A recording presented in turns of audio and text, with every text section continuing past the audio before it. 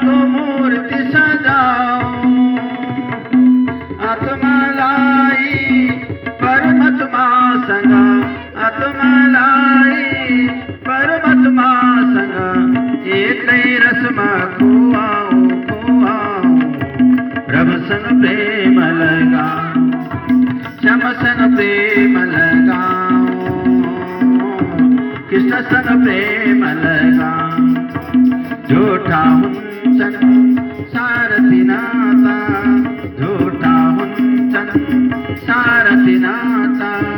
यी सबलाई हटाऊ हटाऊ प्रभुसँग प्रेम लगाऊ श्याम संग प्रेम लगाऊ कृष्णसँग प्रेम लगाऊ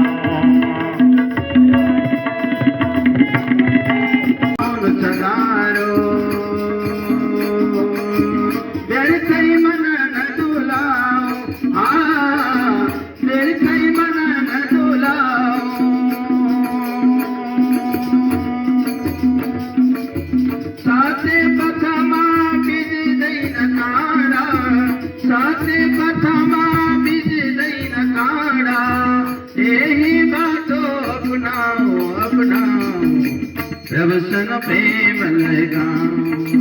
श्याम संग प्रेम लगाओ राजी संग प्रेम लगाओ झूठा हुन्छन् सारथी नाता झूठा हुन्छन् सारथी नाता यी सबलाई हटाऊ हटाऊ प्रभु संग प्रेम लगाओ श्याम संग प्रेम लगाओ कृष्ण संग प्रेम लगाओ श्याम संग प्रेम लगाओ राजी संग प्रेम लगाओ।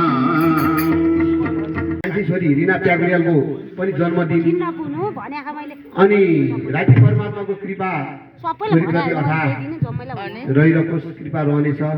वर्षनेछ भन्ने कामना पनि गरे। अनि यसै गरी मेरो सानो नाति ओम्स प्याकुरियालको पनि आज जन्मदिन परेको हो। आज सानी छोरीको पनि रिनाको पनि जन्मतिथि अनि छोराको जन्मदिन अनि मेरो आमा धाम गमन हुनुभएको पनि महिना यो चैत्र महिना। यसमा मेरो त्रिपक्षीय कार्यक्रम र त्यसमा राज्यलाई साक्षी राखेर कार्यक्रम गर्न पाउँदा असाध्यै खुसी छु। अनि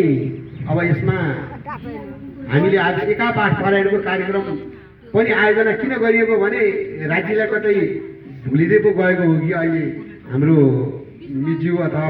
गुरुवर्गले भन्नुभएको भजन जस्तो कति हामीले परमात्मा बिर्सिँदै पो गएका हौँ कि